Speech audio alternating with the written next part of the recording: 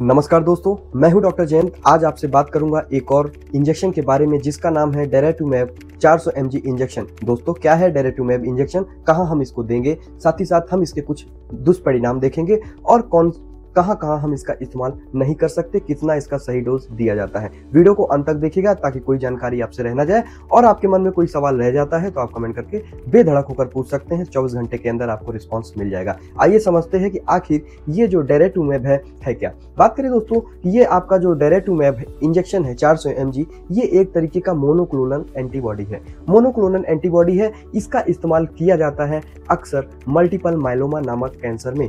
ये दोस्तों जो कैंसर है बड़ा ही खतरनाक है। ये हमारा ब्लड कैंसर है एक तरीके का। इसमें क्या होता है, मरीजों को बहुत ज्यादा दिक्कत होती है। जैसे मरीज हमारे पास आते हैं कि डॉक्टर साहब हमारी कमर में दर्द है, लेकर आते हैं वो कमर में दर्द, लेकिन घर जाते हैं लेकर ब्लड कैंसर। ये बहुत ही दर्दनाक और बहुत खतरनाक कैंसर है। इसके अलावा इसमें पता चलता है जब हम जांच कराते हैं तो मरीज के जो आपका ब्लड है, ब्लड में सीरम कैल्शियम लेवल बहुत ज्यादा स्पाइक कर जाता है, बहुत ज्यादा बढ़ जाता है। कई बार क्या होता है कि हड्डियां शरीर की बहुत कमजोर हो जाती हैं। कई बार फ्रैक्चर्स के भी केसेस देखे जाते हैं। इसके साथ साथ इसका इस्तेमाल किया जाता है आपका जो है लाइट चेन एमिलोइडोसिस में।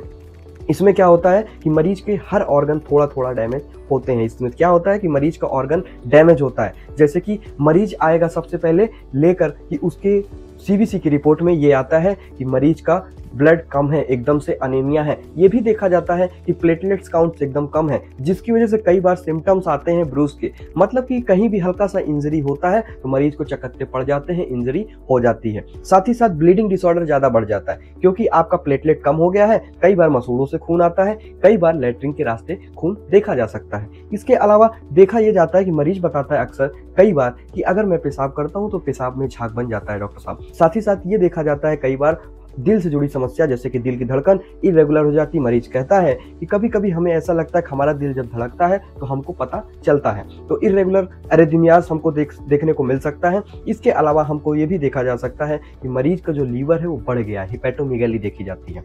बात करें इसके डोज की, दोस्तों जो रिकमेंड डोज है आपका 16 mg पर kg ग्राम के हिसाब से। ये जो इंजेक्शन है ये आपका आईवी दिया जा सकता है, नसों में दिया जा सकता है, साथ ही साथ सबक्यूटेनियस स्किन में अंदर दिया जा सकता है। बात करेंगे प्रोटोकॉल की बात की जाए तो इसका जो इंजेक्शन है हफ्ते में एक बार दिया जाता है, लेकिन परिस्थिति और समय के अनुसार ये निर्णय डॉक्टर के ऊपर रहता है कि डोज इसका कैसे मैनेज करना है। इसका जो डोज मैनेज करने से पहले देखा जाता है कि मरीज का लीवर कैसा है, मरीज की किडनी कैसी है। कई बार इसका किडनी और लीवर खराब होता है तो इसका डोज हमें एडजस्ट करना पड़ता है। बात करेंगे कुछ साइड इफेक्ट की, तो बहुत सारे कुछ कॉमन साइड इफेक्ट देखने को मिलते हैं। जैसे कि इंजेक्शन के बाद मरीज अक्सर बताते हैं कि डॉक्टर साहब मुझे बहुत ज्यादा थकान महसूस हो रही है, मुझे बहुत ज्यादा पता नहीं क्यों जब से इंजेक्शन लगा मुझे ठंडा लग रहा है, मुझे चिल्स वाली फीलिंग आ रही है, कपकपी लग रही है। डॉक्टर साहब साथ ही साथ जब से ये आपने मुझे इंजेक्शन लगाया है तो मुझे पता नहीं क्यों बुखार भी चढ़ रहा है। ये कुछ कॉमन लक्षण आपके मरीज बता सकते हैं। इसके अलावा मरीज को ये भी लगता है कि मेरा जी मचला रहा, पता नहीं क्यों मुझे ऐसा लग रहा है कि मुझे उल्टियां हो जाएंगी।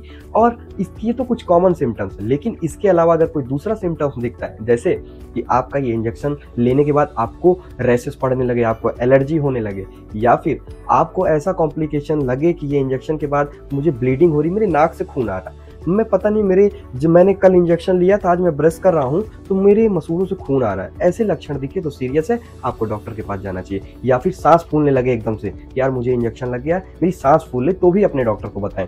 साथ ही साथ बात करेंगे कौन से ऐसे लोग हैं जिनको एकदम से इन इंजेक्शन का इस्तेमाल नहीं किया जाता। ऐसे लोग जिनको पहले से ही एलर्जी है उनको हम ये इंजेक्शन नहीं देते। साथ ही साथ वो लोग जिनको, वो महिला जो प्रेग्नेंट है या फिर वो जो लैक्टेट कर रही हैं, अपने बच्चों को दूध पिला रही हैं, ऐसे लोगों को हम इस इंजेक्शन का इस्तेमाल नहीं करते हैं। इस वीडियो में मैंने समझाने की कोशिश की इस इंजेक्शन का यूज क्या है। दोस्तों इस वीडियो को आप अंत तक अगर देखे हैं, वीडियो आपको अच्छी लगी हो तो वीडियो को लाइक कीजिएगा, और अगर आप चैनल पर नए हो तो प्लीज सब्सक्राइब जरूर करिएगा। और मुझसे जुड़ना चाहते हो तो डायरेक्ट आप डॉक्टर जयंत वेलनेस सब पे मुझसे डायरेक्ट बात कर सकते हैं, मैसेज करके या फिर कमेंट करके। Thank you, have a nice day.